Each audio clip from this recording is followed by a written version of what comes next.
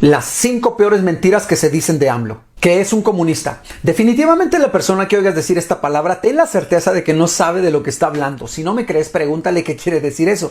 La principal característica de un gobierno comunista es básicamente desaparecer las clases sociales para que exista una sola. Es decir, en un régimen comunista prácticamente no existen los ricos. Pero obviamente no es el caso de México, ya que en este país podemos presumir de ser uno de los países con más diferencias de clases sociales. Y además tenemos al segundo hombre más rico del mundo, Carlos Slim. ¿Tú crees que él seguiría en México si este país fuera comunista? Así que más vale que dejes en paz ese argumento solo porque el presidente se preocupa por los más pobres como ningún otro mandatario lo había hecho, ya que cada que repites esa palabra haces gala de tu ignorancia. Y ya para que no te quedes con la duda de entonces ¿qué régimen tiene este país? Bueno, pues México es un país capitalista y democrático. Que el presidente es un dictador.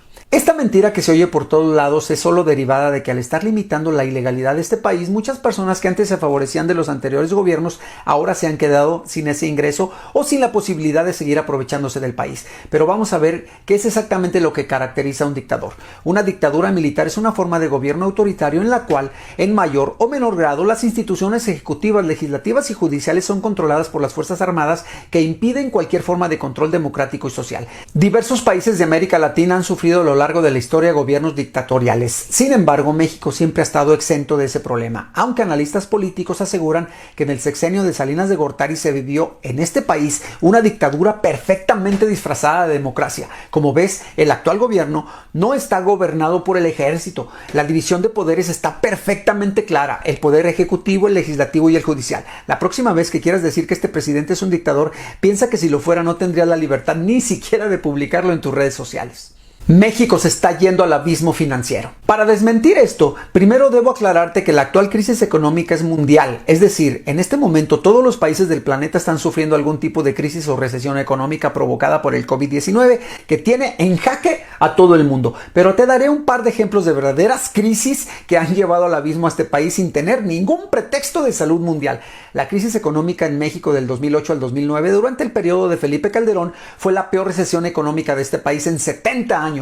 De acuerdo con los pronósticos de la Organización para la Cooperación y el Desarrollo Económico, la contracción del Producto Interno Bruto al terminar 2009 sería de 8%. Pero la crisis tiene su clímax durante la administración del presidente Carlos Salinas de Gortari del 88 al 94, que incrementó el gasto fiscal a niveles históricos antes de terminar su mandato, mientras el peso mexicano se sobrevaluaba y las empresas se fueron del país poco a poco llevándose las inversiones a otras partes del mundo. Ahora, bajo el mandato del actual presidente, aunque las metas no se han cumplido, seguimos siendo un país que genera inversión interna con las 3 megaobras que permitirán tener un desahogo económico importante. Seguimos produciendo petróleo, incluso mucho más que en todos los sexenios anteriores, ya que este rubro ya había sido desahuciado por los anteriores gobiernos, permitiendo que empresas extranjeras entraran al país y explotaran este recurso. Derivado de esta contingencia mundial, el valor del peso cayó, pero en los últimos meses se ha recuperado satisfactoriamente. El Producto Interno Bruto que genera el país, aunque golpeado por la pandemia, sigue en franca recuperación. Así que, como verás, no solo no se está yendo al abismo, sino que con esto te demuestro que en otros años México realmente había estado sumido en graves crisis. Desempleo. En este aspecto solo te diré que el desempleo es una consecuencia a nivel mundial derivada de la presente contingencia de salud. Países del primer mundo sufren estos embates. ¿Por qué México habría de ser la excepción? Sin embargo, el gobierno actual ha tomado medidas incentivando con recursos programas de asistencia para que los mexicanos puedan subsistir y emprender algún negocio con el dinero que el gobierno les ha proporcionado. Inseguridad. A mi forma de ver, este es el rubro del que ha sufrido más este sexenio, ya que los niveles de delincuencia organizada se han disparado en varios estados. Esto provocó que el presidente sacara al ejército a las calles a pesar de que había dicho en campaña que no lo haría.